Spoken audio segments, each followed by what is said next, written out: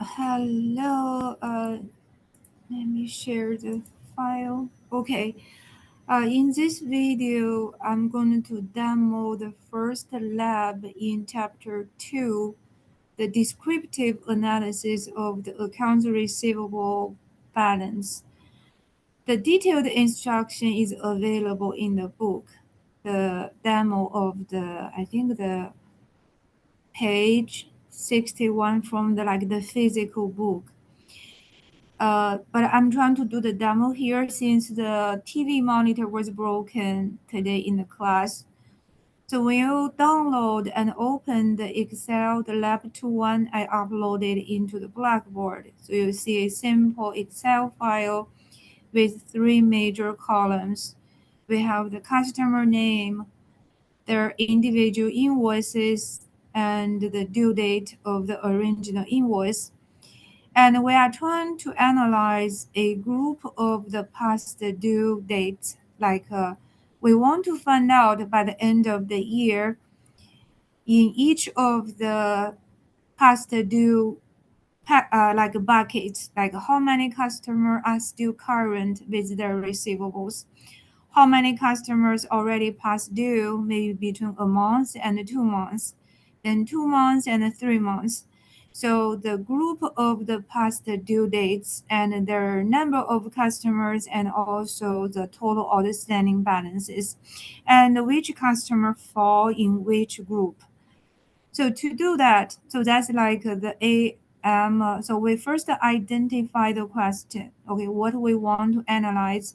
We want to form a account receivable past due amount analysis. Then we are getting this original data. So I'm getting the each individual invoices. So that's my original data. And I want to use the Excel, especially the pivot table, to convert the original data into the final result of my grouping table of the past due dates. So to do that, first we need to create a new column in the original worksheet. So I'm going to use column D and name it as date past due. Okay, date past due. This will be the difference between the current analyzed date and the invoice date of each individual customers.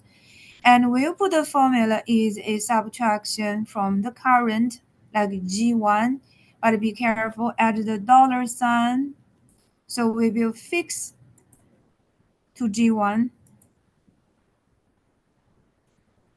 just the type. So fix. So when you move on to other rows, we're always comparing the invoice with this G1 with the end of the year.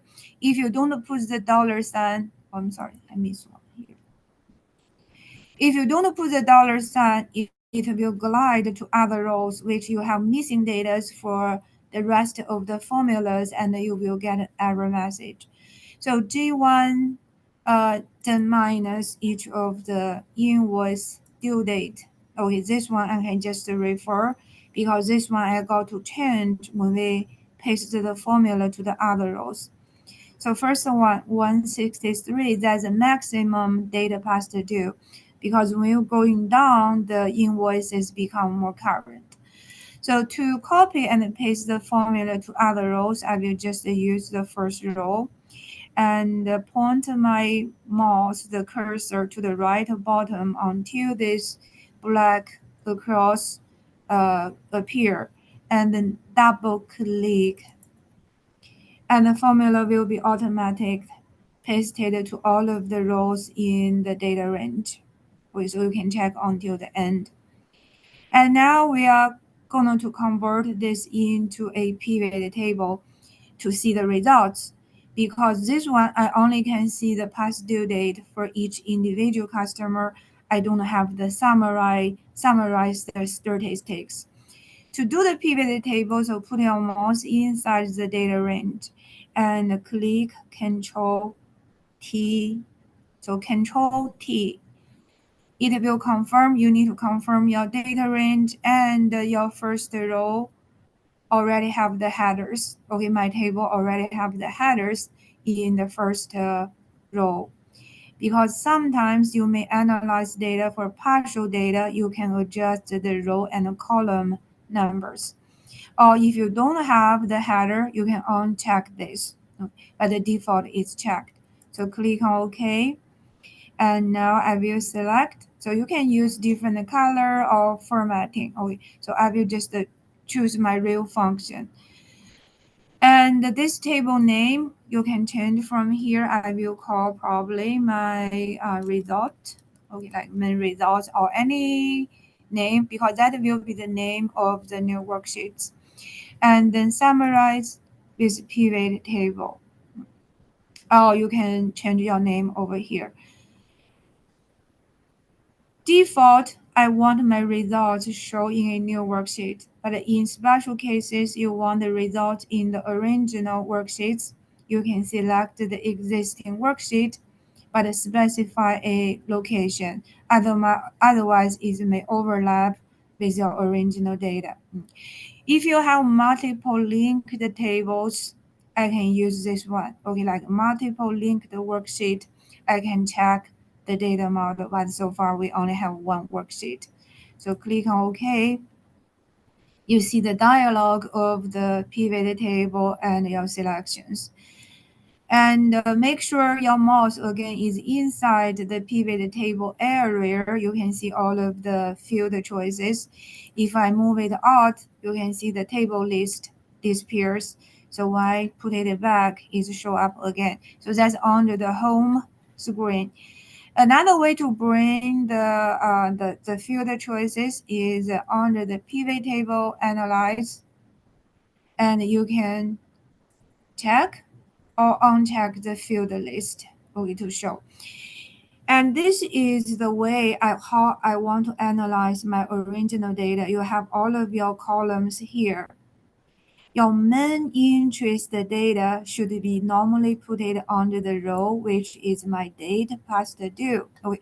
How I want to analyze into groups of the data past due. And my invoice amount will be under the values. If you have a 2 by 2 table, you can put some column, some like fields under the column, like data past due by products or by the like regions or locations. Okay, filter, you can put like anything you want to filter your results. Okay, but most often we need two options at least, the row choice and a calculation field. The value calculation is default, or default as sum. You also can change to count, average, maximum, or minimum. Okay, for example, I also want to know the number of the customers in each group. So I will bring the invoice amount a second time under the value. You can have unlimited value choices. And then this one, I will be careful how I can update. So I choose the value field setting, and this one I change to the count or all average or max, okay, or other calculation options. So this one will show how many customers in each of the past due dates. Okay, I got my initial original results. And then again, I don't want the individual invoice dates, right? So we want a group of the past due dates. So we are going to do a grouping, for the data past due. So first let me change the name. Okay, so you will always know what I'm, so date,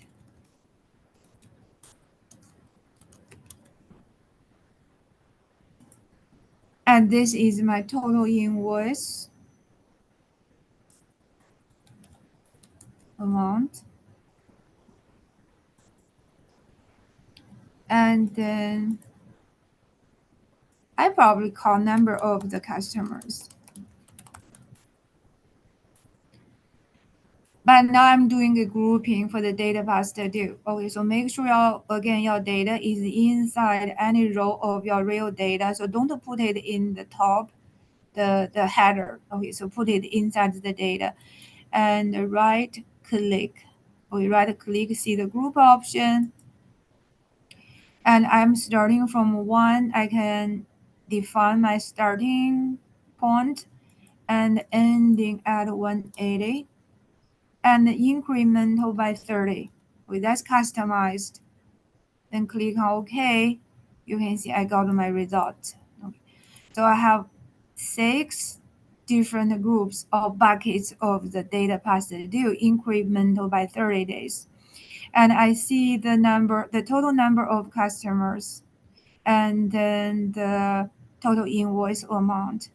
You can sort, or you can do some other formatting options. Okay, sort the data, or even construct a pivot chart, okay, for this information. Um, like I want to add the currencies, like the table formats. Okay, I want to make this as a currency. So that's like look better, right?